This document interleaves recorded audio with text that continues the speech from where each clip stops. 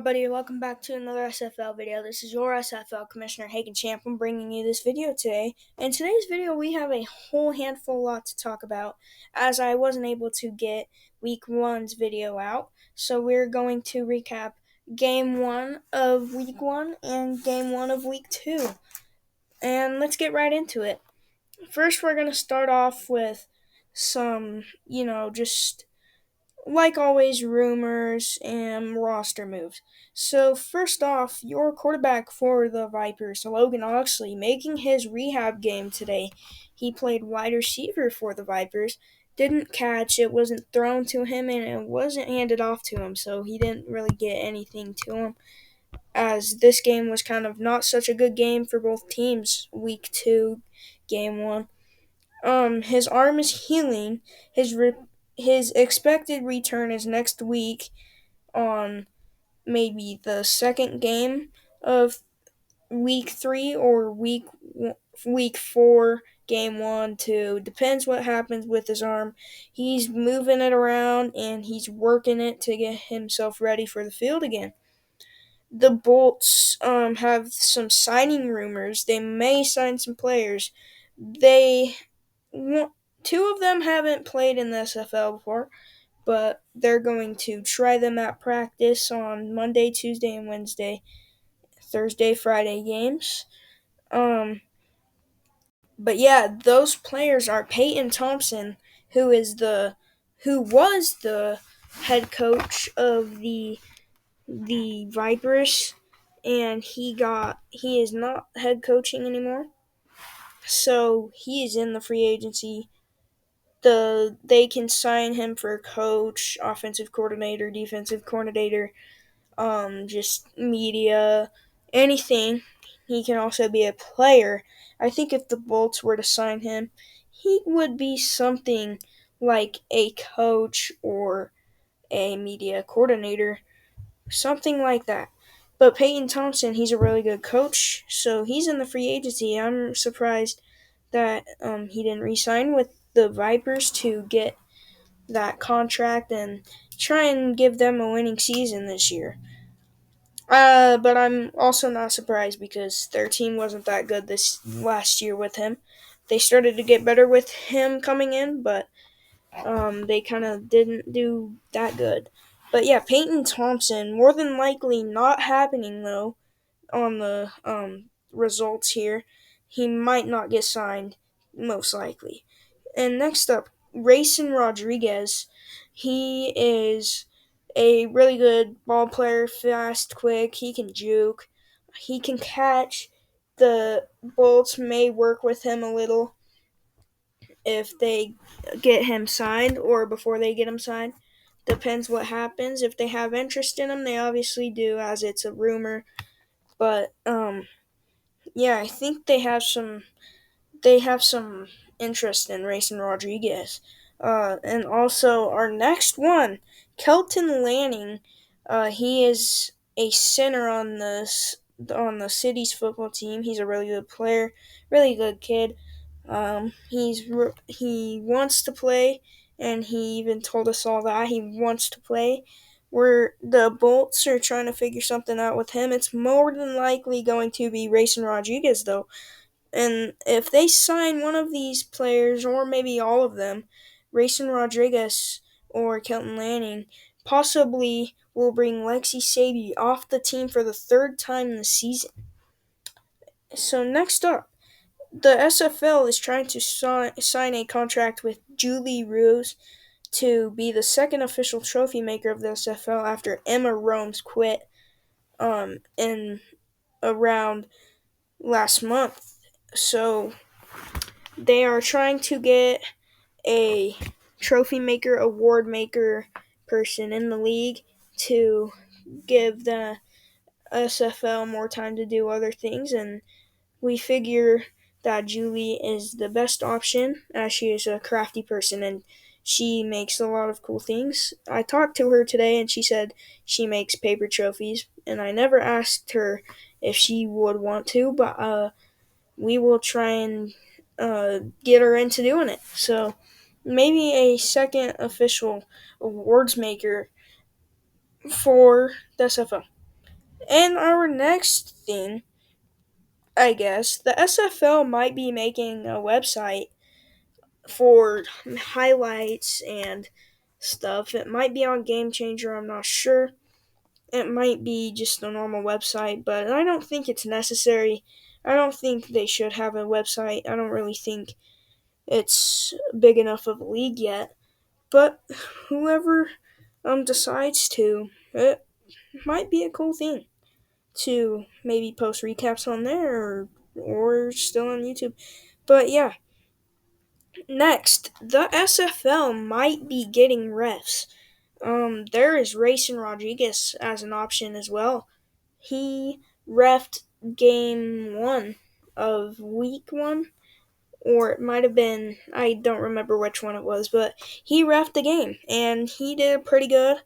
He made some calls, and yeah, so Racing Rodriguez might be a good ref for the SFL to make it more offsides and make sure the penalties happen and all of that. So, yeah, the SFL might be getting refs. And yeah, so coming with refs might be getting refs. The SFL has some new rules, such as huddle time, throw clock, and mercy rule. Huddle time will have a maximum of around 10 seconds. With the new time limit we have at our recess, it's going to be a fast huddle. Say the play and then run on. So, trying to make use of our time wisely this year. And throw clock. We have not decided the time yet, but throw clock. If you don't throw it in at least maybe, I don't know, maybe 10 seconds, then that's going to be a penalty. And mercy rule would be 24 to nothing after at least 5 possessions ish. So, yeah, that is what our new rules are. And let's get into the main part of this video. It's been 7 minutes long, so let's get into the main part. Week 1, we have game 1 was canceled on September 4th, but we played week. Well, I guess we played game 1 later on Wednesday. Um, so yeah, game 1 turned into game 1, but on a different day, and game 2 never came. So the game was canceled. And yeah, no practices for either team, so canceled game. They didn't have a game ball. Teams were expected to bring a game ball, but none of the teams brought a game ball.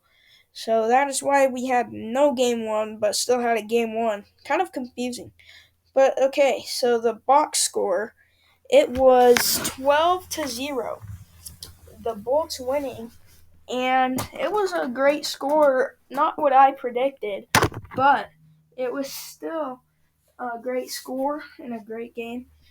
The Bolts touchdowns too. It was Hagen-Champ on 56 rushing yard touchdown. Aniston Thomas made a pass to Hagen-Champlin, 8 yards, 2 first downs off of 22 rushing yards for Hagen-Champlin. Hagen-Champlin had a heck of a game on that day, and so did Aniston Thomas. It was hard to choose a player of the game, but we chose myself for the player of the game for that game. And the Vipers scored none. 28 rushing yards, 8 Colin Meckham rush, Lexi Saby 20 yards, 4 passing yards. And that was not such a good game for the Vipers. As you see, it was 12-0. But that is okay for the Bolts, I guess. But yeah, on special teams, which is kickoff, kick return, all that. So kickoff, it was Bolts onside kick. Bolts received the ball as the Vipers were not lined up for the onside, but they still called onside, and the Bolts got the ball. The Bolts kicked 6-0, ball dropped by Caleb Zambrano, and it was the Bolts ball again, and then they scored. Game was over. No kick. player of the game, Hagen Champlin, myself. In week 1, it's 1-0 Bolts. And that is the first game. And Champlin came over 78 rushing yards, 1 touchdown. And Aniston Thomas, 1 touchdown pass, 6 yards. And it's really good for her. She rushed some yards and passed. Obviously, I said 6 yards. Hey,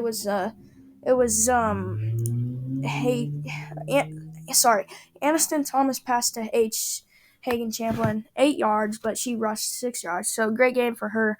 If she could have got some more yardage, she would have obviously got player of the game.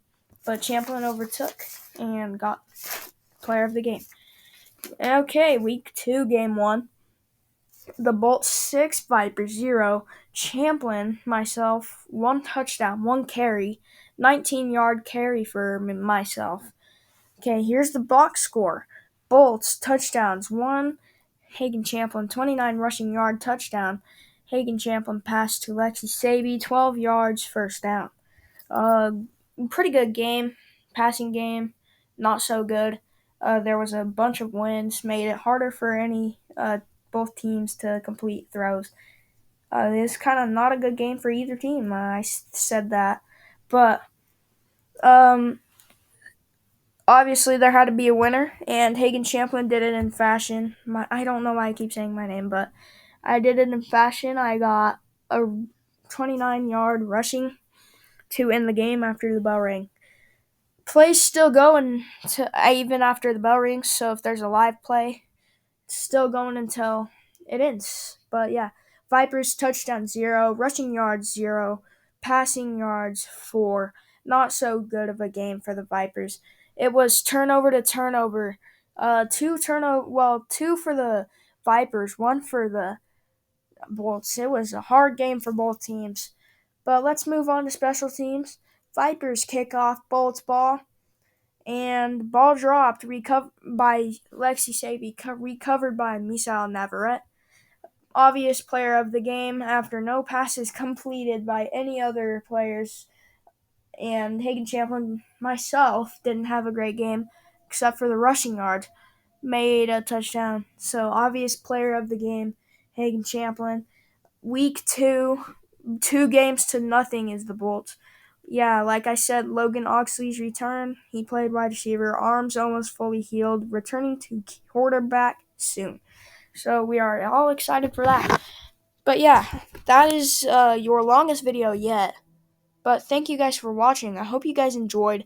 I'm going to try and reduce the time of the videos in the future. But yeah, I'm going to make sure to get out a video tomorrow. And yeah, so thank you guys for watching. Hope you guys enjoyed. Please make sure to support us in our journey to being a football league on YouTube. And yeah, make sure to like and subscribe. Hope you guys enjoyed. Have a great night/day wherever you are. And peace out. Hagen Champlin.